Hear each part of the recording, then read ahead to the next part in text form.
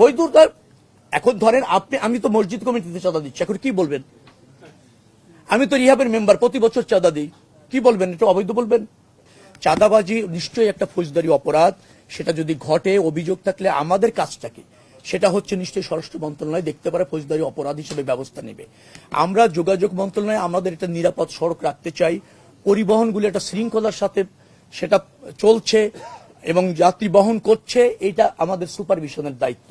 সে জায়গায় আমরা মনোযোগী আছি, যেখানে ব্যত্যয় হচ্ছে আমরা স্বরাষ্ট্র মন্ত্রণালয়, বাণিজ্য মন্ত্রণালয়ের সহযোগিতা নিয়ে এখানে একটা জবাবদিহিতা আনার চেষ্টা আমাদের অঙ্গীকার, এবং সেটা করছে। আপনার কি তাই মনে হলো চাঁদাটা বৈধ? বৈধতা এখন ধরেন আপনি, আমি তো মসজিদ কমিটিতে চাঁদা দিচ্ছি, এখন কি বলবেন? আমি তো রিহাবের মেম্বার, প্রতি বছর চাঁদা দিই, কি বলবেন? এটা অবৈধ বলবেন? আমি জাতীয় নির্বাহী কমিটির মেম্বার, আমার পার্টিকে একটা নির্ধারণ করা আছে চাঁদা দিতে হয় বছরে এই কয়টা টাকা, অল্প কয়টা টাকা, আপনি কি অবৈধ বলবেন? আপনি অবৈধ বলে বলতে পারেন, আমি তো আপনাকে জড়িত করতে পারবো না। আমরা বলতে পারি যে আমাদের ঢাকাতে যে ট্রাকগুলো ঢুকে কয়েকটা জায়গায় দাঁড়িয়ে দাঁড়িয়ে যে টোকেন দিয়ে নেওয়া হয়, এটা আসলে আমি তা বলছি না, আমি বলছি ট্রাক মালিক সমিতি তাদের কল্যাণে যে টাকাটা নেয়, তাদের মধ্যে মিটিং করে নির্ধারণ করে সেটা বৈধ। যারা পথে অবৈধভাবে নেবে সেটা তো অবৈধ।